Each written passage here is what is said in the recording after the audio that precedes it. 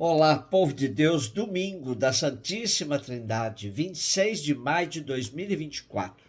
Nossa reflexão de hoje é a partir de Deuteronômio 4, 32 a 34, 39 a 40, Romanos 8, 14, 17 e Mateus 28, 16 a 20. A solenidade que hoje celebramos não é uma proposta de quebra-cabeças a decifrar o mistério que se esconde por detrás de um Deus em três pessoas, mas é um convite a contemplar o Deus que é amor, família, comunidade e que criou todas as criaturas para que elas possam comungar nesse mistério de amor. Podemos dizer que a Trindade se constitui num mistério de inclusão, pois ela fomenta a comunhão de todos e todas.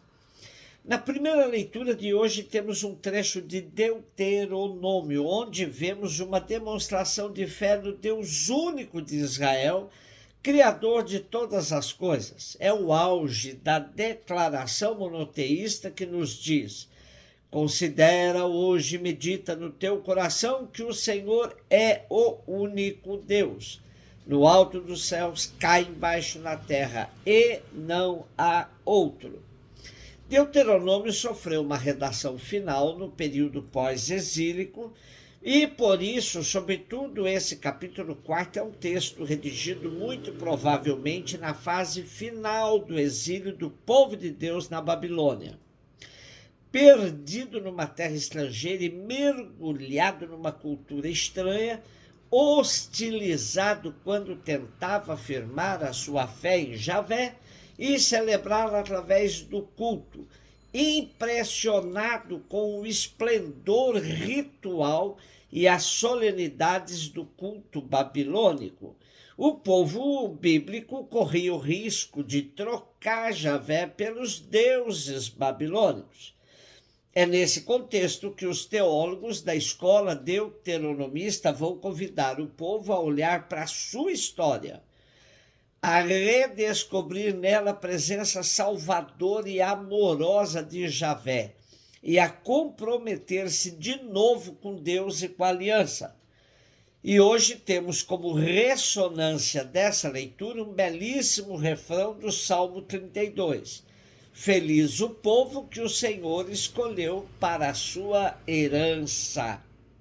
Romanos 8, 14 a 17. O capítulo 8 da carta aos Romanos é todo dedicado ao Espírito Santo, que Jesus apresentou como sua grande promessa, para que não ficássemos órfãos depois de sua volta ao Pai.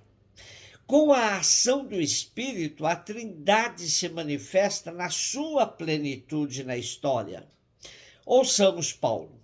Todos os que são conduzidos pelo Espírito de Deus são filhos de Deus.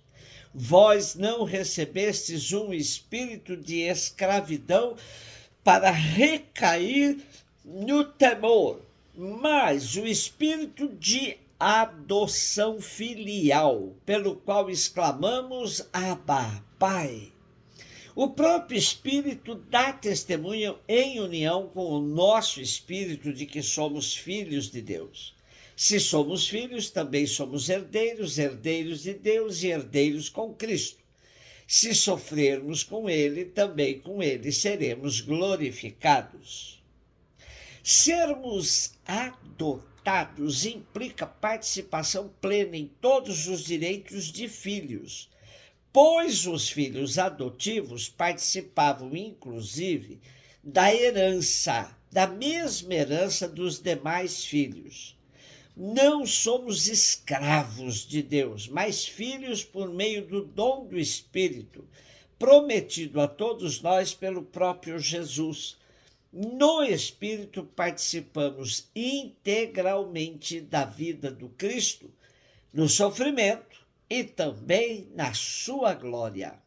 Mateus 28, 16, 20. Os 11 discípulos partiram para a Galiléia em direção ao monte que Jesus lhes indicara. Quando viram Jesus, prostraram-se diante dele. Ainda assim, alguns duvidaram.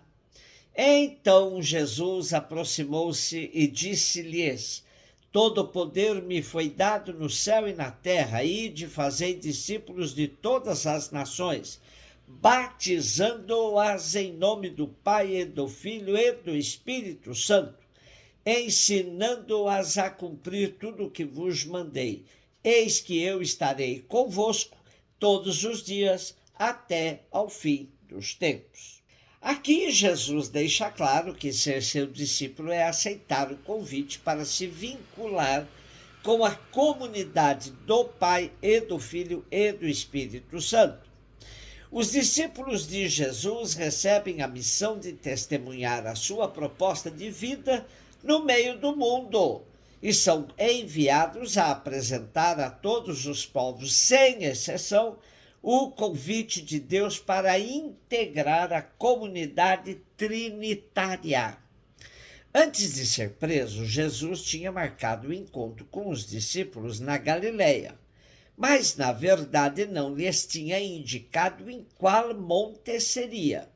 Os discípulos, porém, foram para o monte onde Jesus lhes tinha passado o programa de vida cristã por meio das bem-aventuranças. Galileia, periferia dos pobres, apesar de ser uma terra fértil e bem cultivada. Era chamada Galileia dos pagãos, pois, devido à sua situação geográfica, era ponto de encontro de muitos povos, mesclando inúmeros pagãos com o povo judeu local. Local cheio de preconceitos da parte dos judeus ortodoxos, mas foi exatamente aí onde Jesus passou a maior parte de sua vida. E foi aí também que tudo começou com a convocação de alguns pescadores para o seguimento. E é no Monte das Bem-aventuranças, na Galileia, que os discípulos, segundo Mateus, fazem a experiência do ressuscitado que os envia em missão. Este último encontro dos discípulos com o ressuscitado, descrito por Mateus, tem duas partes bem demarcadas. Na primeira, dá-se o reconhecimento e adoração do Senhor ressuscitado, e frente à incredulidade de alguns, Jesus declara que toda a autoridade lhe foi dada no céu e sobre a terra. Na segunda parte, Jesus faz o envio missionário em nome da Trindade. E como tudo tinha começado na Galileia, o recomeço depois da ressurreição de Jesus é também a partir da Galileia. E com a confiança de que Jesus os acompanhará na missão até o fim do mundo.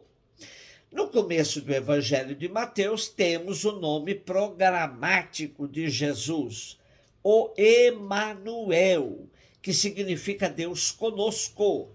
E agora o ressuscitado confirma que estará sempre conosco até ao fim dos tempos. O batismo indicado por Jesus é em nome da Trindade, do Pai e do Filho e do Espírito Santo.